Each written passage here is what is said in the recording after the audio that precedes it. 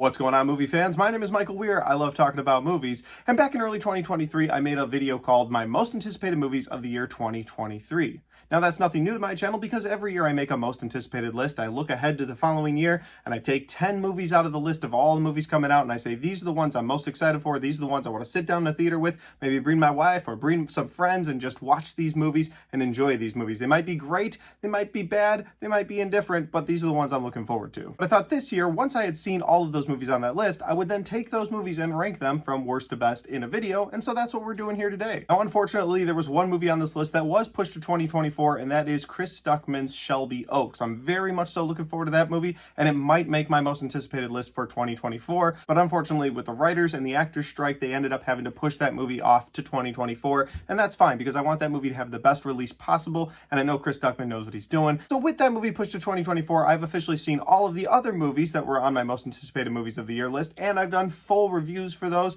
which I will link down below if you want to check out any of my full thoughts for these videos. But with all that said, let's rank my most anticipated movies of 2023 from worst to best.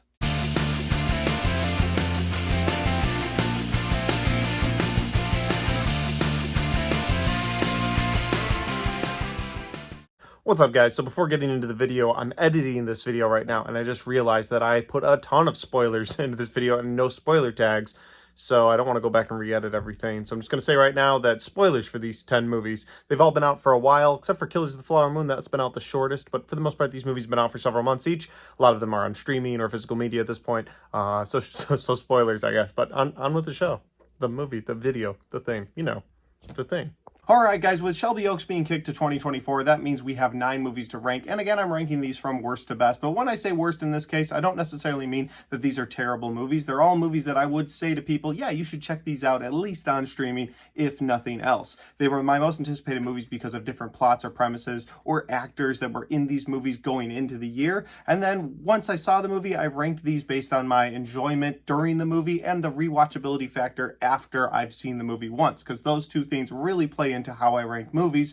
So at number 9, we have The Last Voyage of the Demeter. And this might be the only movie on the list that I have no intention of ever watching again, and it's mostly because of the pacing of this movie. That's not to say that it's all bad. There's some good parts in this movie. Count Dracula looks great in this movie. There's some moments on the boat that are really scary. And so I think those instances worked for me. However, the pacing of this movie was all off, and I really hate what they did with the very end, because the idea of this movie was a cool idea. You've got Dracula making his voyage from Transylvania to England, and by day he sleeps in his coffin, and by night he stalks the crew and takes them out one at a time. He can't take them all out because he needs the boat to get to port, and so it's a really cool concept, but then the execution of this movie, again, the pacing was all off, and the very end of this movie was so annoying because they were like, hey, this movie might actually make money. And if it does, we need to be able to say there's a sequel coming. So we're going to have one guy from that boat chase him down at the end of the movie. It didn't work for me. I don't like movies that do that. Just have it stand on its own. If you want to give a post-credit scene, have it make sense and not just push toward a sequel. That's just my opinion. But with that said, that's why Last Voyage of the Demeter is number 9. At number 8, guys, we have Knock at the Cabin. Knock at the Cabin is an M. Night Shyamalan movie about a family that's having a vacation in the woods at a cabin, and their cabin gets invaded by these intruders. These 4 intruders break into their house, they tie their hands, and they say, we are here to prevent the end of the world. And one of you, or both of you, have to decide who you're going to sacrifice from your family to let the world continue. That's the setup for the movie, and that was a very interesting setup, so of course it had to be on this list because I was waiting for that beautiful Shyamalan twist that unfortunately never ended up coming. Basically, everything they tell you at the beginning of this movie is kind of what you get throughout the rest of this movie, which was a little disappointing because I was really hoping for some big Shyamalan twist. Shyamalan's had hits and misses in the last couple of years, but his hits have been absolutely fantastic, and so I was hoping we were going to get something like this. Unfortunately, the third act of this movie just really falls flat. The first 2 acts, they're a lot of fun. There's a lot of mystery, a lot of intrigue. You're like, what is going to happen with this movie? You get to the third act, and it's like, oh, exactly what you said was going to happen. Well, all right then. And that's, I don't know, it just wasn't very Shyamalan. Maybe it's Shyamalan's fault. Maybe he's conditioned us to think there's going to be some massive twist, and then there isn't, and so our anticipation level ends up dropping on the movie. So that's why Knock at the Cabin is number 8. At number 7, guys, we have Killers of the Flower Moon. Now, this is a movie that just came out recently, and I was able to wrap up my most anticipated movies with this movie coming out, so it's very fresh in my head still. It's an almost 4-hour-long movie, but I think that runtime really serves the plot of this story. And the plot's a very simple one. You have Robert De Niro's character and Leonardo DiCaprio's character scheming and trying to take the money from the Osage Nation people who found oil on their land. And when I say scheming, I mean doing horrible things, murdering them. And this is all based off of true stories, so it's even harder to watch when you're watching it. It's a very simple story, and then that runtime really fills in what they're doing throughout the movie to these people. And so I feel like, again, the runtime for this movie is justified. I just absolutely hated how Scorsese ended this movie. You get down to this courtroom scene, and he cuts and then jumps ahead, and these people are doing like a true crime radio broadcast, and Martin Scorsese himself stands up and gives the last couple lines of dialogue in this movie, and it just felt like Scorsese sort of pushing himself to the forefront, patting himself on the back. I don't know. To me, the rest of the movie really worked, and when it gets down to that ending, I just felt like the rug had been pulled out from under me. I was like, hey, you sat here for 4 hours for nothing because we're just going to tell you what happened at the end. That didn't work for me. Wish he hadn't done that. That's why it's at number 7. At number 6, guys, Renfield. Now, Renfield is the second Dracula movie on this list, and it stars Nicolas Cage as Count Dracula, but it stars Nicholas Hoult as Renfield, the servant of Count Dracula. And this movie was cool because it opens with sort of the early Dracula Bela Lugosi movie, and they superimpose their faces on those original Bela Lugosi and Renfield. And then it brings it to modern day where Renfield is still serving Dracula to this day, doing his bidding, bringing him different people while he heals from his sort of last round of getting into trouble. And this is an action comedy for sure. Anything that has to do with Nicolas Cage's Dracula in this movie really worked for me. I know the movie's called Renfield, but the Renfield storyline, not as appealing, and anything with Awkwafina felt like it was forced into this movie because they needed to pad the runtime. But I will say, again, it's on this list where it's at because Nicolas Cage just gives a fantastic performance as Dracula, and if you told me tomorrow that Nicolas Cage was coming back to reprise his role as Count Dracula,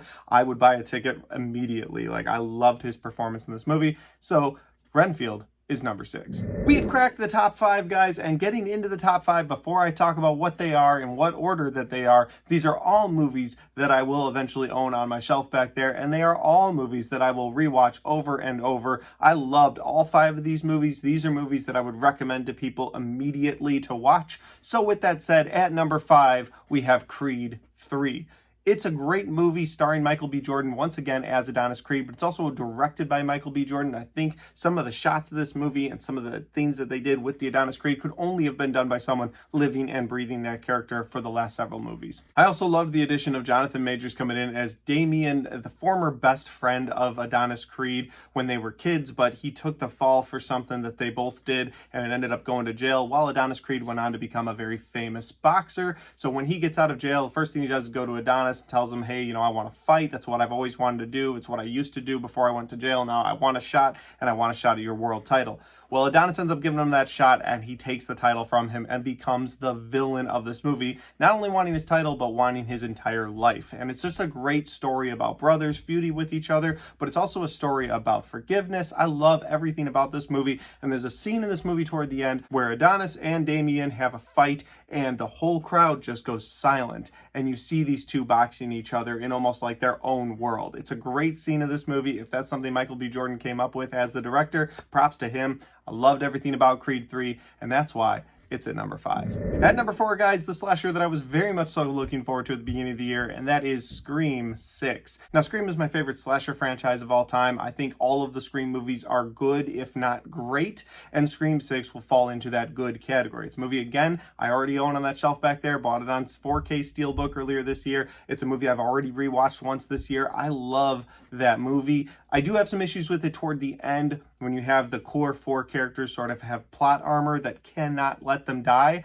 I don't like that about the movie, but everything else I loved. I thought Ghostface was brutal in this movie. He wields a shotgun at one point. Like, Ghostface goes to the next level in this movie. I know some people have some issues with the Ghostface reveal, and I guess I do too, to a point. There's some things they do in this movie where you're just kind of like, none of that makes sense after I watched this movie one time, but it is what it is. I still think this is a solid entry into the Scream franchise, and that's why it's at number 4. We've made it to the top 3, and before we talk about the top 3 movies on this list, I would love to invite you guys to subscribe to my channel if you like this kind of content, you like movies, movie talk, movie reviews, or Blu-ray talk, Blu-ray reviews, because I do that all the time on this channel. And if that's your kind of content, if that's the stuff you seek out on YouTube, well, I would love for you to subscribe. Subscribing will give you notifications every time I post a video so you can see it right when it drops. I appreciate you guys watching my videos, and now let's figure out what my top 3 are. At number 3, guys, we have Mission Impossible Dead Reckoning Part 1, and technically this is Part 7 of the entire franchise, and what a fantastic film. Went and saw this, I think 5 or 6 days before it actually came out in theaters. I saw this thing on the biggest screen I've ever seen a movie on, and I was blown away by it. I thought the stunts they were able to do in this movie were absolutely fantastic. You had Tom Cruise firing on all cylinders, and the action scenes in this movie were so great.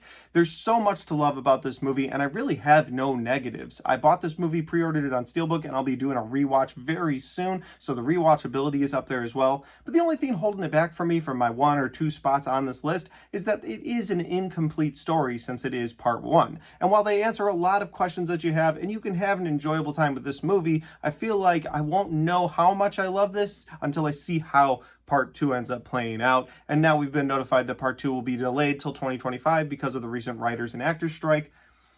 So now I just have to wait even longer to find out what they're going to do with that submarine. At number 2 on this list, guys, we have Oppenheimer. Oppenheimer is a beautifully made movie by Christopher Nolan. It's a wonderfully acted movie by Cillian Murphy, Robert Downey Jr., Emily Blunt, and so many other people. Even people that show up for just a scene or two come in and just crush their parts. This movie, again, I believe it's going to be a serious Oscar contender, and it's just a fantastic movie overall. It's a very long movie. It's a very historically accurate movie, and I think all of the different parts that they put into this movie worked for me. I watched this movie on the Barbenheimer weekend with my wife, and I was really worried that with this being the second movie and the longer of the 2 movies that I would be burned out by the end, but I really wasn't. I left the theater that night watching Barbie, watching Oppenheimer, and just couldn't believe how great Oppenheimer was. That ending scene between Oppenheimer and Einstein blows you away. It's a movie that just keeps you on the edge of your seat watching them build this atomic bomb to try and end World War II. Loved everything about it. We have made it to my top movie from my most anticipated movies of the year list, and if you're paying attention and if you watched the other video, you know there's only one movie left, and it's Part 4 because it's John Wick, chapter number 4. Oh my God, the nunchuck scene. Oh, it's so great. The action scenes in this movie are right on par with the rest of the John Wick franchise, and there's moments in this movie where you're like, no normal human could have made it through that. But we've kind of let that slide because John Wick is such a badass character. Love the action scenes in this movie. I wish Keanu had done a little more talking in this movie. He gives sort of really quick lines in this movie. He doesn't go as emotionally in-depth with his character like he's done in previous movies, which is too bad because, again, I think he's got that range. But I will say that it is the number 1 movie on this list because they completed the John Wick story. I think that that was a very ballsy move for them to do going into this movie, making as much money as it made, to be like, yeah, that's it. That's the end of John Wick. You saw his story. Now we're going to move on to other stories. And we've seen that already once this year with the release of The Continental, which is a story about the Continental. It released on Peacock, and it's a fantastic series you should go check out. But I loved how they were able to take this character of John Wick and this assassin world that nobody knew about and make it into such a big 4-film long epic, and then when you get to the end of this movie, they do it. They kill John Wick, and that is incredible that they were able to make that choice, and I think it was the right choice to make. Didn't sit with me well at first, but after I thought about it for a while, rewatched it at home, I was like, that was the way to do this movie. Like, you gave a definitive end to one of the most badass characters we've ever seen on screen, and I really respect them for that. So with all that said, John Wick is my number 1 on my most anticipated movies of 2023. And that's how I rank my most anticipated movies of 2023 from worst to best. If you guys like this video, don't forget to hit the like button because, again, it helps the video, it helps the channel, and it helps me right here. Thanks for watching. I'll see you next time.